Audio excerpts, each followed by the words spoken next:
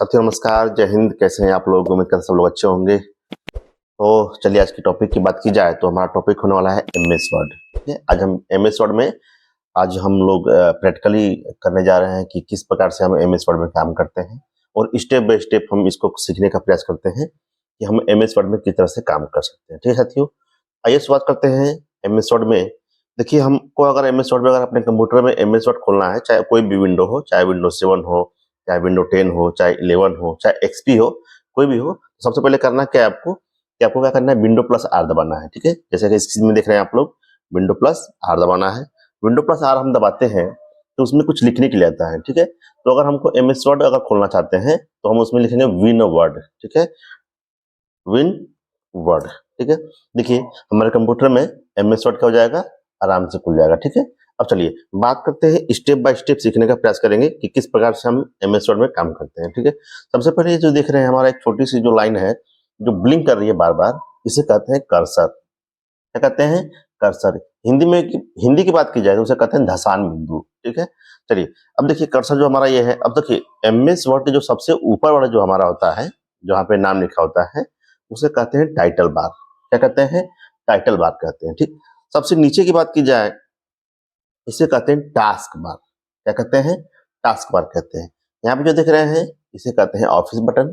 ठीक है, उसके बगल में जो बटन दिए गए होते हैं उसे कहते हैं क्विक एक्सेस टूल बार। ठीक है, क्विक एक्सेस टूल बार। ठीक है, कोने में जो दिया रहता है, यहाँ पे जो माइनस दिया रहता है उसे कहते हैं मिनिमाइज। ठीक है, इसका कार्य हम अभी सीखेंगे वीडियो में। उसके बगल में जो दिया उसे कहते हैं मैक्सिमाइज। उसके जो बगल में दिया उसे कहते हैं क्लोज्ड बटन। ठीक है, अगर हमें एमएस वर्ड को बंद करना है तो हम क्लोज बटन पे अगर टिक करते हैं तो हमारा एमएस वर्ड हो जाएगा, पूरी तरह से बंद हो जाएगा। ठीक है, चलिए अब देखिए एमएस वर्ड में अगर टैब की बात की जाए, टैब टैब किसे कहते हैं? देखिए एमएस वर्ड में जो टैब होते हैं वो टोटल 7 टैब होते हैं। ठीक, पहला home tab, insert tab, page layout tab, reference tab, mailing, review और व्यू टैब। एक और टैब होता है 8वां टैब, जिसका नाम होता है डेवलपर, जिसका इसमें हम जरूरत पड़ने पर उसे हम ला सकते हैं। ठीक है, ऐसे तो हमारा यहाँ पे दिया नहीं रहता है। ठीक है, लेकिन जब उसकी जरूरत पड़ेगी डेवलपर टैब की तो उसे हम मंगा सकते हैं। ठीक है, चलिए कहाँ से लगाएंगे उसको, तो हम ऑफिस बटन में क्लिक करेंगे। यहाँ पे वर्ड ऑप्शन दिया रहता है, वर्ड ऑप्शन, और यहाँ पे दिया है पॉपुलर में आएंगे और यहाँ पे दिया है show developer tab in the ribbon. अगर हम यहाँ पे टिक करते हैं और यहाँ से कर देंगे ओके, तो हमारा देखिए 8वां टैब डेवलपर टैब क्या हो गया, आ गया। कौन सा टैब? Developer tab. ठीक है, यहाँ पे देख रहे हैं कोने में। चलिए बात करते हैं, अब टैब तो हमारे हो गए। टोटल टैब कितने होते हैं? 7 टैब होते हैं। 8वां टैब होता है जिसको हम समय पे काम आने पे उसको हम इस्तेमाल में लेते हैं, नहीं तो उसको क्या करते हैं, बंद ही रहने देते हैं। ठीक है, चलिए अब बात की जाए, जो देखिए होम टैब, जितने भी हमने होम टैब पे टिक किया है तो होम टैब के जितने भी हमारे फंक्शन वाले भाग होते हैं, ठीक है, सब खुल जाते हैं। तो होम टैब में टोटल अगर बात की जाए कितने इसके भाग होते हैं होम टैब के, तो हमारे 5 भाग होते हैं। ठीक है, कौन कौन से? क्लिपबोर्ड भाग, फॉन्ट भाग, पैराग्राफ भाग, स्टाइल और एडिटिंग। ठीक है, चलिए बात करते हैं सबसे पहले क्लिपबोर्ड भाग। क्लिपबोर्ड भाग किसे कहते हैं और उसमें हम किस प्रकार से कार्य को करते हैं? ठीक है, जैसे मान लीजिए सबसे पहले हम कुछ फॉन्ट को बड़ा कर लेते हैं। जैसे मान लीजिए हमने यहाँ पे लिखा है Ram is a good boy. हमने क्या लिखा? Ram is a good boy. हम चाहते हैं कि इसे क्या कर दें। देखिए क्लिपबोर्ड में क्या होते हैं, कट, कॉपी, पेस्ट और फॉर्मेट पेंटेनर होते हैं। ठीक है, तो हम सभी को स्टेप बाय स्टेप पढ़ेंगे। ठीक है, चलिए तो हमने टेक्स्ट लिखा Ram is a good boy. ठीक, अब इस हम लिखे गए टेक्स्ट को हम सेलेक्ट करेंगे। सेलेक्ट कैसे करेंगे? कंट्रोल प्लस ए से। ठीक है, कंट्रोल प्लस ए दबाया तो यहाँ पे हमारा जो टेक्स्ट होता है वो क्या हो गया, सेलेक्ट हो गया। ठीक, अब देखिए सेलेक्ट होते ही जो कट और कॉपी जो हमारे जो ऑप्शन थे वो हाइड थे। अब देखिए सेलेक्ट नहीं किया था तो हमने कट और जो कॉपी है वो जो बटन हमारे दोनों हैं और पेस्ट जो बटन है ये तीनों को तीनों हाइड है। ठीक है, लेकिन जैसे हमने इसे सेलेक्ट किया तीनों क्या हो गए, पेस्ट तो अभी नहीं हुआ है, दोनों क्या हो गए, एक्टिव हो गए। ठीक है, इसका मतलब कि अभी दोनों बटन काम करेंगे। देखिए सबसे पहले बात करते हैं कट की। कट पे अगर हम टिक करते हैं तो जो चुने गए टेक्स्ट होते हैं वह अपने स्थान से हट जाते हैं। लेकिन अगर पेस्ट, अब देखिए पेस्ट का ऑप्शन आ गया, लेकिन जब पेस्ट करेंगे तो वो क्या हो जाएंगे, आ जाएंगे। कट का शॉर्टकट क्या होता है? Control plus x. पेस्ट का होता है कंट्रोल प्लस भी। ठीक है, अब देखिए पेस्ट हम जितनी बार पेस्ट करेंगे उतनी बार हम क्या कर सकते हैं, इससे हम अपने स्क्रीन पे कर्सर के स्थान पे ला सकते हैं। ठीक है। लेकिन जब पहली बार कट करेंगे तो वहां से जो चुना गया टेक्स्ट होता है वह अपने स्थान से हट जाता है, ठीक है। चलिए अब देखिए, फिर से हमने लिखा कोई टेक्स्ट, हमने यहाँ पे लिखने का प्रयास कर रहे हैं, वेयर आर यू गोइंग, ठीक है। हमने लिखा वेयर आर यू गोइंग। अब हम इसे करते हैं सेलेक्ट, ठीक है। अब यहाँ पे हम इसे करते हैं कॉपी, ठीक। तो कॉपी किया हमने, तो देखिए कट किया था तो हमने, हमारा टेक्स्ट गायब हो गया था, लेकिन कॉपी कर रहे हैं तो हमारा टेक्स्ट वैसा का वैसा ही है। कट और कॉपी में यही अंतर होता है कि अगर हम कट करते हैं तो अपने स्थान से चुना गया टेक्स्ट हट जाता है, लेकिन जब कॉपी करते हैं तो वह टेक्स्ट वहीं का वहीं रहता है, ठीक है। चलिए अब हमने इसे क्या किया, कॉपी किया, तो कॉपी का शॉर्टकट क्या होता है, Ctrl+C, ठीक है। हम चाहे तो यहाँ से भी कॉपी कर सकते हैं, ठीक है। शॉर्टकट की का अगर हम इस्तेमाल करते हैं तो हमारा कार्य क्या होता है, आसानी से थोड़ा तेज होता है, ठीक है। लेकिन अगर हम बटन पे बार बार माउस का प्रयोग करेंगे तो हम कंप्यूटर थोड़ा धीरे चला सकते हैं। लेकिन यूजर जितने भी होते हैं, हमारा यही सलाह होगी कि आप अधिकतर शॉर्टकट की का प्रयोग करें, ठीक है। चलिए तो हमने Ctrl+C दबाया तो हमारा टेक्स्ट क्या हो गया, कॉपी हो गया। अब कर्सर को लाते हैं नीचे, इंटर बटन दबा देंगे तो कर्सर क्या हो जाता है, अपने लाइन से अगली लाइन में जाता है, ठीक है। तो Ctrl+V दबाया, देखिए पेस्ट हो गया, यहाँ भी पेस्ट हो गया, यहाँ भी पेस्ट हो गया, यहाँ भी पेस्ट हो गया। तो अब जितनी बार आप पेस्ट करते जाएंगे उतनी बार वो चुना गया टेक्स्ट जो हमने कॉपी किया था वो अपने स्थान पे आता रहेगा। कहाँ पे, कर्सर के स्थान पे, ठीक है। सबको हमने सेलेक्ट किया और यहाँ से बैक स्पेस की दबा दिया तो क्या हो गया, हमारा सब डिलीट हो गया, ठीक है। तो हमने कट पढ़ा, कॉपी पढ़ा और पेस्ट पढ़ा, ठीक। अब बात करते हैं फॉर्मेट मेंटेनर की। फॉर्मेट मेंटेनर किसे कहते हैं, ठीक। अब देखिए हमने यहाँ पे एक शब्द लिखा, हमने लिख रहे हैं माय नेम इज पंकज, ठीक है। हमने इसे किया Ctrl+A से सेलेक्ट किया, Ctrl+C से कॉपी किया और Ctrl+V से हमने पेस्ट किया, ठीक है। जितनी बार हम पेस्ट करेंगे उतनी बार ये क्या होगा, पेस्ट होता चला जाएगा। देख रहे हैं जहां हमारा कर्सर था वहां पे हमारा पेस्ट हो गया है। अब देखिए हम चाहते हैं कि इस टेक्स्ट को चुनकर इसका हम जो फॉन्ट है, ठीक है, फॉन्ट को चेंज कर दें। तो हमने इस फॉन्ट को चेंज कर दिया, ठीक है। इसको भी हमने चुना, हमने भी इसके फॉन्ट को क्या कर दिया, चेंज कर दिया। यहाँ से फॉन्ट पे क्लिक करेंगे और जो दिए गए फॉन्ट हमारे लिस्ट में दिए गए हैं उसमें से हम कोई फॉन्ट चुन लेंगे तो हमारा फॉन्ट क्या हो जाएगा, चेंज हो जाएगा, ठीक है। अब हम चाहते हैं कि अन्य जो भी हमारे टेक्स्ट जो लिखे गए हैं वह इसी फॉन्ट में क्या हो जाए, बदल जाए। तो सबसे पहले क्या करेंगे, हम इस टेक्स्ट को चुनकर, यानी जिसका आप प्रभाव अन्य टेक्स्ट पे चाहते हैं उसे पहले चुनना पड़ेगा। यानी हम चाहते हैं कि ये जो टेक्स्ट है यही टेक्स्ट सब हो जाए, ठीक है। तो इसको चुनकर हम करेंगे फॉर्मेट मेंटेनर पर क्लिक करेंगे, क्लिक हो गया। अब इसको लाकर हम जहां जहां टेक्स्ट पे क्लिक करेंगे वह टेक्स्ट वैसा का वैसा क्या हो जाएगा, बदल जाएगा, ठीक है। देखिए जिस जिस टेक्स्ट पे हमने उसे माउस घुमाया है वह टेक्स्ट वैसा ही बदल गया है, ठीक है। अब चाहते हैं कि ये जो एक छूट गया है, ये वाला छूट गया है, ये भी वैसा ही हो जाए, तो हम क्या करेंगे, सबसे पहले इस टेक्स्ट को कॉपी करेंगे, सेलेक्ट करिए, ठीक है, सेलेक्ट करेंगे। सेलेक्ट करने के बाद यहाँ पे हम फॉर्मेट पेंटर पे टिक करेंगे और इस टेक्स्ट पे क्या कर देंगे, माउस को घुमा देंगे, तो हमारा टेक्स्ट क्या हो जाएगा, सेम वैसे ही फॉन्ट में हो जाएगा जैसे फॉन्ट को हमने सेलेक्ट किया था, ठीक है। चलिए अब तो हमारा क्लिपबोर्ड भाग में जितने भी हमारे 4 बटन दिए गए थे हमने सभी 4 बटन को बड़े ढंग से समझा और हमने यहाँ पे प्रैक्टिकली बड़े ढंग से किया, ठीक है। अब दूसरे की बात करते हैं फॉन्ट भाग की। कौन सा भाग, फॉन्ट भाग। इसे भी बढ़िया समझिए। देखिए फॉन्ट भाग में सबसे पहले दिया है बोल्ड, क्या दिया है, बोल्ड। बोल्ड का शॉर्टकट की होता है Ctrl+B, ठीक है। बोल्ड का मतलब ये होता है कि हम चुने गए टेक्स्ट को अगर हम Ctrl+B दबाते हैं तो वह अपने आकार से मोटा हो जाएगा, ठीक है। देखिए जैसे मान लीजिए कि हमने एक पैराग्राफ लिखा, ठीक है, अगर इक्वल टू RAND रैंड लिखकर कोष्टक में अगर हम एक लिखते हैं तो हमारा एक पैराग्राफ क्या हो जाएगा, आ जाएगा, ठीक है। Ctrl+A करते हैं, सेलेक्ट, ठीक है। अब क्या करते हैं, Ctrl+B दबाते हैं। बोल्ड का शॉर्टकट की होता है Ctrl+B। Ctrl+B हमने यहाँ पे दबाया, देखिए टेक्स्ट क्या हो जाएगा, अपने आकार से थोड़ा मोटा हो जाएगा। देखिए बोल्ड हटाया, पतला हो गया, बोल्ड दबाया, मोटा हो गया, ठीक है। तो यहाँ से Ctrl+B से क्या हो जाएगा, चुना गया टेक्स्ट मोटा हो जाता है, ठीक है। दूसरे प्रैक्टिकल की अगर बात करें, फॉन्ट को हम बदल लेते हैं, यहाँ से यहाँ पे लिखते हैं Ram is a good boy. तो ये इस समय बोल्ड सेलेक्ट है इसलिए मोटा लिख रहा है, ठीक है। Ctrl+A करके बोल्ड पे टिक करेंगे तो क्या हो जाएगा, पतला हो जाएगा, ठीक है। दूसरे की बात की जाए इटैलिक, दूसरा दिया है इटैलिक, शॉर्टकट की Ctrl+I, ठीक है। इस पर टिक करते हैं तो जो सेलेक्टेड टेक्स्ट होते हैं वह तिरछा हो जाते हैं। कैसे हो जाएंगे? तिरछा हो जाएंगे। फिर सही करेंगे तो सीधा हो जाएगा, फिर टिक करेंगे तो तिरछा, फिर टिक करेंगे तो हमारा क्या हो जाएगा? सीधा हो जाएगा। शॉर्टकट की कंट्रोल प्लस। नेक्स्ट टाइप की बात की जाए तो यह है हमारा अंडरलाइन। शॉर्टकट की control plus you. Control plus अगर यू दबाते हैं तो चुने गए टेक्स्ट के नीचे एक पतली लाइन खींच दी जाएगी। ठीक है, कंट्रोल प्लस यू पे फिर टिक करेंगे तो वह लाइन हट जाएगी। जिस शॉर्टकट की से हम शॉर्टकट की को लगाते हैं उसी शॉर्टकट की से हम उसे हटाते भी हैं। जैसे कंट्रोल प्लस यू किया तो लग गया हमारा अंडरलाइन, फिर कंट्रोल प्लस यू दबाया तो हमारा क्या हो गया? अंडरलाइन हट गया। कंट्रोल प्लस बी दबाया तो मोटा हो गया, फिर कंट्रोल प्लस बी दबाएंगे तो क्या हो जाएगा? पतला हो जाएगा। कंट्रोल आई तो क्या हो जाएगा? तिरछा, फिर करेंगे तो क्या हो जाएगा? सीधा हो जाएगा। ठीक है, ये बात ध्यान दीजिएगा। नेक्स्ट बात करते हैं। नेक्स्ट टैब हमारा है, यहाँ पे जो बटन है वो है हमारा स्ट्राइक थ्रू। क्या है? Strike through. स्ट्राइक थ्रू से हम करते क्या है? लिखे गए टेक्स्ट को हम बीचों बीच काट सकते हैं। ठीक है, इसमें ओवर टिक करते हैं तो बीचों बीच क्या हो जाएगा? ये कट जाएगा।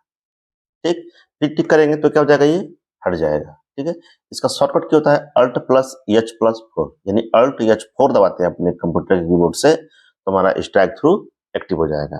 फिर उसी से क्या हो जाएगा? हट भी जाएगा। चलिए नेक्स्ट स्टेप की बात करें तो हमारा है सब स्क्रिप्ट। इसे क्या कहते हैं? इसे सब स्क्रिप्ट, जिसका शॉर्टकट की कंट्रोल प्लस इक्वल टू होता है। ठीक है, सब स्क्रिप्ट हम इस्तेमाल कहाँ करते हैं? जैसे मान लीजिए कि अगर हमको लिखना है H2O तो हमको जो टू होता है वो सबसे क्या होता है? नीचे होता है। उसी को लिखने के लिए हम यहाँ पे टेक्स्ट के नीचे लिखने के लिए हम सब स्क्रिप्ट का बटन का प्रयोग करते हैं। ठीक है, जैसे मान लीजिए हमने लिखा यहाँ पे H, अब टू लिखना है तो टू तो हमारा यहाँ होगा नहीं। अगर हमने ऐसे लिखा H2 होती है तो हमारा क्या हो जाएगा? गलत हो जाएगा। तो हमको टू यहाँ पे नीचे लिखना होता है। कहाँ पे? नीचे। तो कंट्रोल प्लस अगर हम इक्वल टू दबाते हैं और फिर टू लिखते हैं तो क्या हो गया? नीचे हो गया। ठीक है, और फिर दबाएंगे कंट्रोल प्लस इक्वल टू, अब लिखेंगे ओ। तो इस प्रकार से हम टेक्स्ट को थोड़ा सा नीचे लिखने के लिए हम सब स्क्रिप्ट बटन का प्रयोग करते हैं। ठीक है, केमिस्ट्री में जितने भी हमारे समीकरण होते हैं उसमें मोस्टली हम इसका प्रयोग करते हैं। ठीक है, ठीक है। चलिए अब नेक्स्ट की बात की जाए तो हमारा है सुपर स्क्रिप्ट। क्या है? ये हमारा सुपर स्क्रिप्ट है, जिसका शॉर्टकट की control plus shift plus plus. ठीक है, चलिए इसका प्रयोग करते हैं टेक्स्ट के ऊपर लिखने के लिए। जैसे ए हो गया, इसके ऊपर लिखना है स्क्वायर, तो control plus shift plus plus करते हैं तो ये एक्टिव हो गया। अब लिखेंगे टू, हो गया। फिर उसी बटन से उसको हटाएंगे भी, कंट्रोल शिफ्ट इक्वल टू, अब लिखेंगे बी, फिर लिख करेंगे control plus shift plus equal to, फिर करेंगे टू, क्या हो गया? ऊपर हो गया। फिर control plus shift plus equal to हो गया। फिर सी दबाएंगे, control plus shift plus equal to, फिर दो दबाएंगे तो क्या हो जाएगा? ऊपर हो जाएगा। तो इस प्रकार हम सुपर स्क्रिप्ट की का बटन का प्रयोग करते हैं। ठीक है, चलिए जैसे H2SO4 हो गया तो सब स्क्रिप्ट हो गया, a square plus b square plus c square तो क्या हो गया? सुपर स्क्रिप्ट हो गया। चलिए अब नेक्स्ट की बात की जाए तो नेक्स्ट हमारा बटन है केस चेंज। क्या है? केस चेंज या चेंज केस, दोनों की बात है। अब इसका बटन में देखिए प्रयोग करते हैं। इसमें देखिए कितने बटन होते हैं? 5 बटन होते हैं। कौन कौन से? Sentence case, lower case, upper case, capitalize each word और टूगल केस।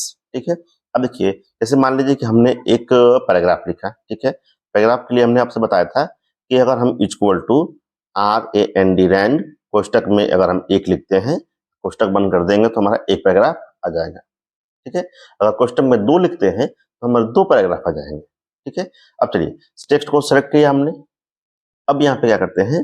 केस चेंज पे चुनकर सबसे पहले करते हैं सेंटेंस केस। सेंटेंस केस करने पे क्या होता है कि पैराग्राफ का जो पहला शब्द होता है, पहला शब्द वो हो जाएगा कैपिटल, और बाकी जितने भी शब्द होंगे वो हमारे क्या हो जाएंगे? स्मॉल लेटर में। यहाँ पे देखिए ओ जो है, पहला शब्द ओ वो कैपिटल है और बाकी सब क्या है? स्मॉल लेटर में है। ठीक है, दूसरे बटन की बात की जाए, दूसरा हमारा क्या है? Lower case.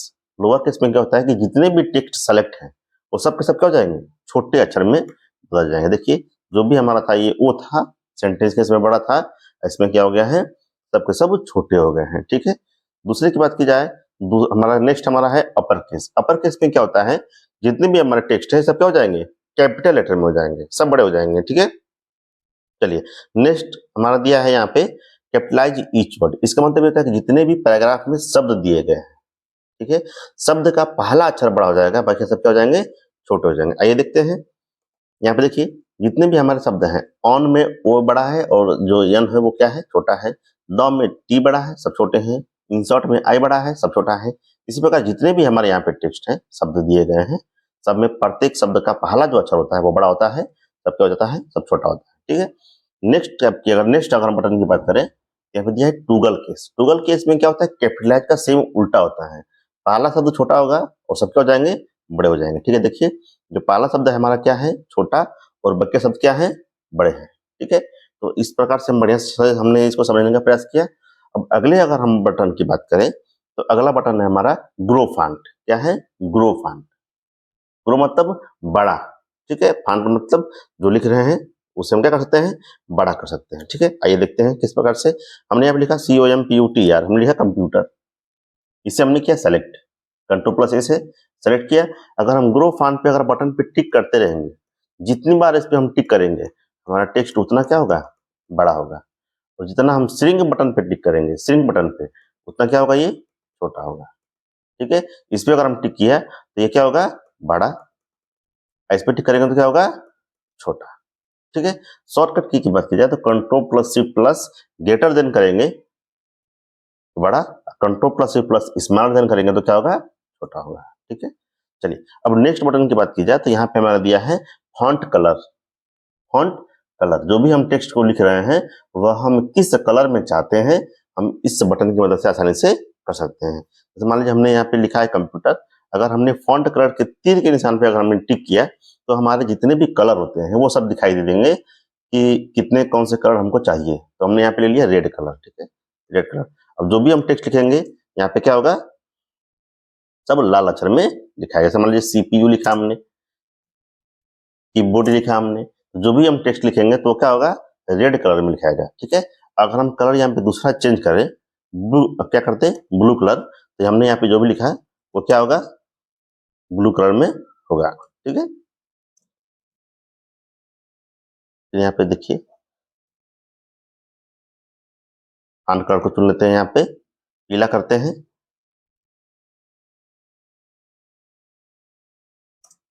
हो गया।